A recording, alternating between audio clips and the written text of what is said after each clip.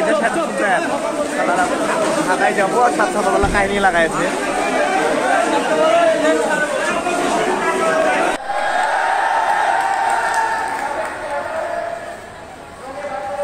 মহিলারা তাদের গায়ে দেখুন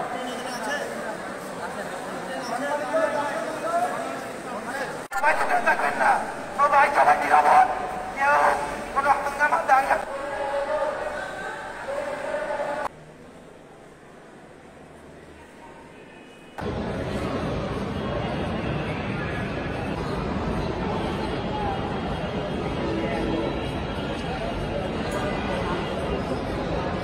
ঘাটো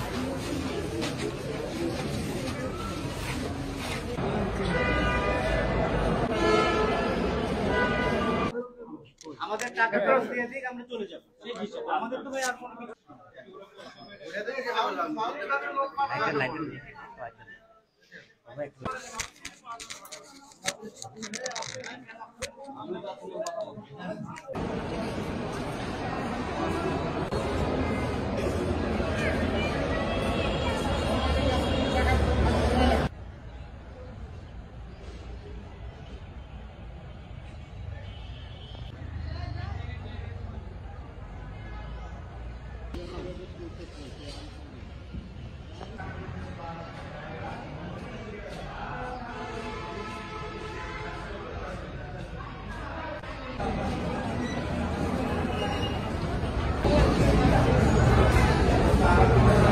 তো আজকে আমার 6:20 ডুমির এক্সপ্রেসে ছিল, কিন্তু আমি এসেছি 5:30টার পরে। জানেনি তো আগে আসতে হবে, কিন্তু এসে দেখি এই তো এই কাহিনী।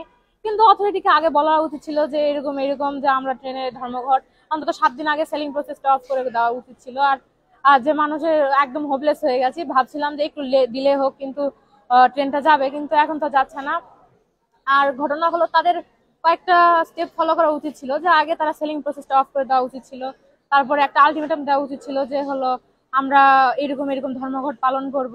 আর এখন মানুষের একটা ভোগান্তি, প্রায় হাজার হাজার মানুষের, হাজারের অধিক মানুষ আছে। অন্তত আজকের মানুষগুলার বেশি ভোগান্তি। তারা যদি এই ধর্মঘটটা তুলেও নাই তো 1000 মানুষের তো ভোগান্তিটা তারা নিরসন করতে পারছে না। বাড়িতে যাইতাম সকাল, আমরা 4টার থেকে আসছি, আসার পরে বললো যে 5টার পরে সিদ্ধান্ত নেওয়া হবে। এখন এই গ্যাঞ্জাম চলছে, এখন টিকিট ফেরত নিয়েছে, টাকা ফেরত দিয়েছে।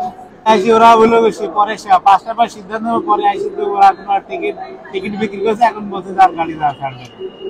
সকাল থেকে গোলমাল হচ্ছে, তারপরে এখন ট্রেন গেল না। এখন এই অটো কষ্ট করছে, এখন 400 টাকা ভাড়া এক একজনের।